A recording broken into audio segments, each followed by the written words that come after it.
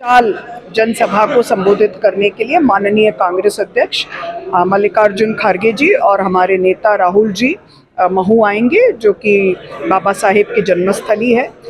रज्जो, तू आज काम पे भी नहीं आई? आज मन्नू की स्कूल की बस लग गई है ना, इसलिए इसको छोड़ने आई थी। स्कूल की बस? पर तेरा मन्नू तो सरकारी स्कूल में पढ़ता है ना? हाँ जी दीदी, अब सरकारी स्कूलों में 200 बसें चल पड़ेंगी, जिसका फायदा मेरे मन्नू जैसे 10,000 बच्चों को होगा। सरकारी स्कूलों ਨੂੰ भी बहुत शानदार ਬੱਸਾਂ ਅਸੀਂ ਦੇਵਾਂਗੇ। ਪਹਿਲੇ ਬੈਚ ਵਾਸਤੇ 20,000 ਬੱਚੇ ਦਾ ਅਸੀਂ ਪ੍ਰਬੰਧ ਕਰ ਰਹੇ ਹਾਂ। जिस तरह से देश के गृह मंत्री संविधान निर्माता का नाम लेकर जो अपना फ्रस्ट्रेशन दिखाते हैं, जो उनका असली मनोविज्ञान संसद के पटल पर उजागर हुआ, फिर जिस तरह से लगातार लोकतांत्रिक मूल्यों की अवहेलना हो रही है, नागरिकों के हक से उनको दूर किया जा रहा है, ये सारी चीज़ों को लेकर के ये एक आह्वान रैली है। ये वर्ष गांधी के कांग्रेस अध्यक्ष होने का भी शताब्दी वर्ष है, तो ऐसे में आज ही बेलगाम में एक विशाल जनसभा को राहुल जी और खड़गे जी संबोधित कर रहे हैं और ठीक 6 दिन बाद 27 तारीख को महू वो आएंगे। हमारे कार्यकर्ता बहुत उत्साहित हैं। प्रदेश कांग्रेस अध्यक्ष निरंतर दौरा कर रहे हैं, हर जिले में जा रहे हैं और जिलों से लाखों की संख्या में कांग्रेस के कार्यकर्ता इस रैली में हिस्सा लेने आएंगे।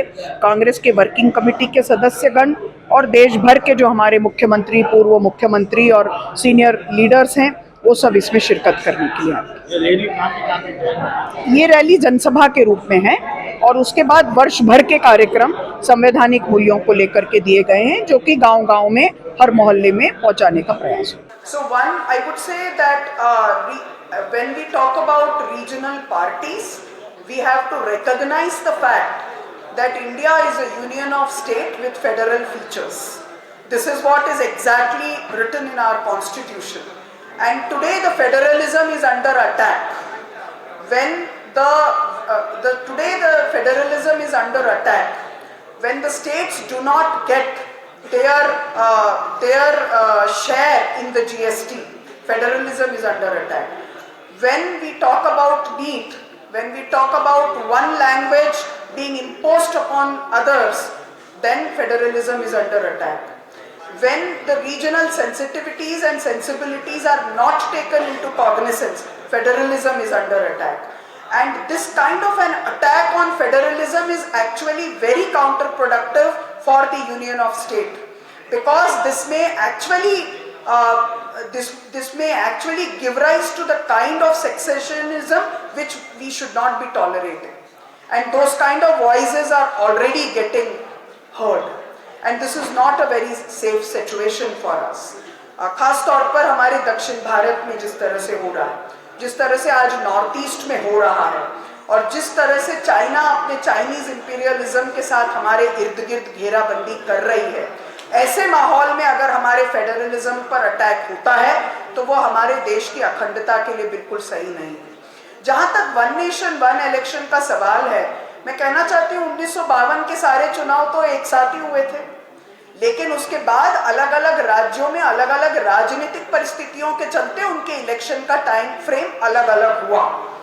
तो क्या हम ये चाहते हैं कि आने वाले समय में जिन लोगों ने जिनको अपना वोट देकर चुना, उनके अलावा कोई भी मोटले ग्रुप आकर के एक सरकार बना ले कि क्योंकि हमको एक ही समय में चुनाव करना है? एक बात। दूसरी बात, जो लोग वन नेशन वन इलेक्शन की बात कर रहे हैं और इलेक्शन कमीशन आजकल उन्हीं के ट्यून में है, they have almost become their spokesperson, because I heard the election commissioner's press conference address some days back and it was looking like he's become one of the frontal organizations of the ruling party.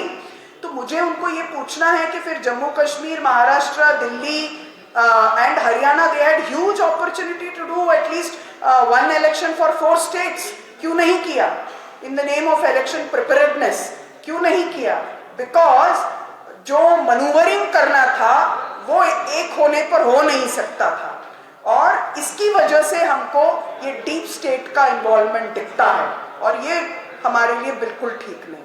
Congress की यात्रा में वो सारी बातें निकलेंगी जो कि किसी भी नागरिक को उसके नागरिकता के हक से दूर करती है, और ये बहुत स्पष्ट बात है कि जब नागरिकता के प्रमाण मांगे जाते हैं केवल कुछ कम्युनिटीज को टारगेट करके, तो वो हमारे ओवरऑल इंटेग्रिटी के साथ हो रहा बहुत बड़ा कुठाराघात है। और जब भी हम सीए एनआरसी की बात करते हैं तो हम ये भुला देते हैं कि सबसे ज्यादा अगर कागज की बात आती है तो वो हमारे आदिवासी कम्युनिटीज के लिए मुश्किल होता है उसको पेश करना। और जिस तरह से आज असम में हो रहा है कि जो बहुसंख्यक समाज है उनमें से बहुत सारे लोगों को आज वहाँ के सेंटर्स में रहना पड़ रहा है, ये अपने आप में एक बहुत बड़ी त्रासदी है और ये लोगों के बेसिक ह्यूमन राइट्स के साथ बहुत बड़ी त्रासदी है और ये बहुत दुखद है। और इसीलिए वो सारे प्रश्न जो हमारे संविधान ने गारंटी के तौर पर हर नागरिक को दिए हैं, उस पर अगर कहीं भी हमला होगा तो वो सारे सवाल उठाए जाए।